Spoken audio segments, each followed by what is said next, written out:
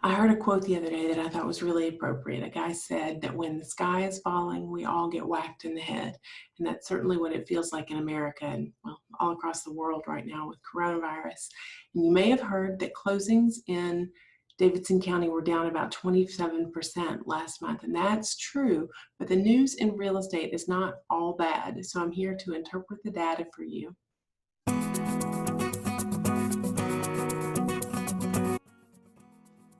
Okay, so we're looking at Davidson County in these stats.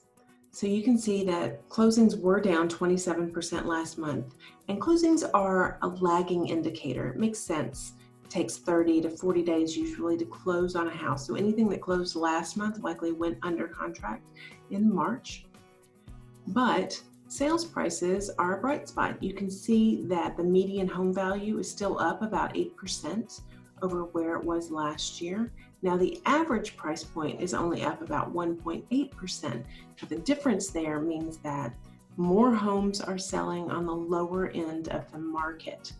And that is because stock market constriction has affected the availability of jumbo loans. Now, if you're buying a regular house with a 30 or 15-year conventional or FHA loan, things are not much different. But if you're buying an expensive luxury property, jumbo loans over, say, $600,000 in our area have become a lot more challenging. So that means there's a lot more sales activity happening on the lower end of the market as compared to the upper end of the market.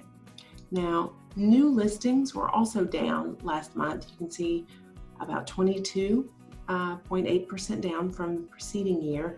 Now that makes sense. Sellers have been hesitant to put their property on the market during a pandemic. And, we all thought that buyers would be scared to come back out and buy. But here we can see that that's just not true. This is showing activity from a baseline at the beginning of the year, year over year. And you can see that buyers have come back out almost to full force to where they were. And because of that, pending home sales at the end of April were up 1.5% year over year. Now, even though there was a lack of homes to buy, the amount of pending sales at the end of the month was higher than it was the year before. So that's kind of crazy. What that means is that we're in a spot right now at this very moment where there's more buyer demand than there is selling inventory. Right now, we only have a 2.7 month supply of inventory. That means that if no new listings came to the market, it would only take 2.7 months for all of the inventory to get, gobbled up. So those are firmly seller market numbers. It means that the sellers have the advantage in our market. Now, of course, that varies depending on area. Like I said, if you're looking in the luxury market, buyers have a little bit more advantage. But if you're looking at anything under, say, $350,000 in the Davidson County market, sellers still have the advantage. Buyers have come back out and things are selling. It's good to know that homes in our area on average sell for about 98.5% of their original asking price. But days on market have climbed a little bit. It's taking lenders a little bit longer to close loans. 30-day closes can still happen, but you have to really be on the ball to make it happen. So if you were a buyer that had been sitting on the sidelines waiting out the pandemic, you should know that your competition is out there and they are looking at houses, and there's no reason for you not to be out there.